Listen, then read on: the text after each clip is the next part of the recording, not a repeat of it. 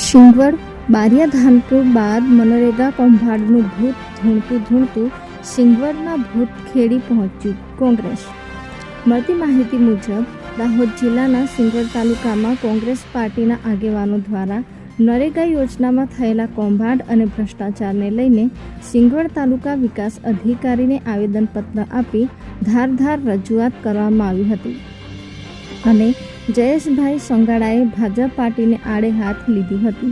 સાંસદશ્રીનો સ્થાનિક વિસ્તાર છે.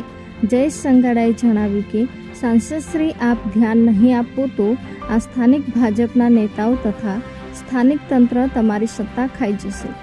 આવેદનપત્ર આપ્યા પછી કોઈ પગલાં ના લેવામાં આવે તો આવનારા સમયમાં ગાંધી ચિંધ્યા માર્ગે આંદોલન અને ધરણા પ્રદર્શન કરવાની ચીમકી ઉચ્ચારી હતી અને ભૂતખેડી ગ્રુપ ગ્રામ પંચાયતમાં થયેલ ભ્રષ્ટાચારની વાત કરવામાં આવી હતી અને વર્તમાન સમયમાં આવેલા સમાચાર જેમાં ભૂતખેડી પંચાયતમાં રાતોરાત 7 જેટલા સ્ટોન બનાવવા શરૂ કરવામાં આવ્યા છે, તો અત્યારે વહીવટી મંજૂરી આપવામાં આવી નથી, તો કેવી રીતે બને છે તેવો પ્રશ્ન તાલુકા વિકાસ અધિકારીને કર્યો હતો અને તપાસની માંગણી કરવામાં આવી હતી.